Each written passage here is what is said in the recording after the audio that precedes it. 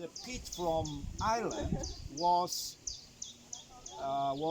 exported to Europe in huge quantities. You know why?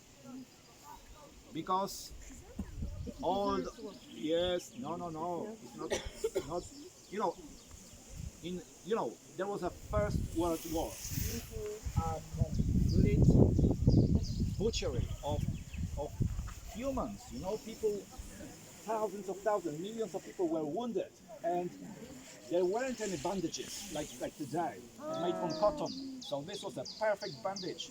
It was enough to dry it, and when you put it on the wound, it could heal easily because it, it is completely aseptic. Acidity. Yeah, acidity as well, and it absorbed all the bodily fluids very quickly.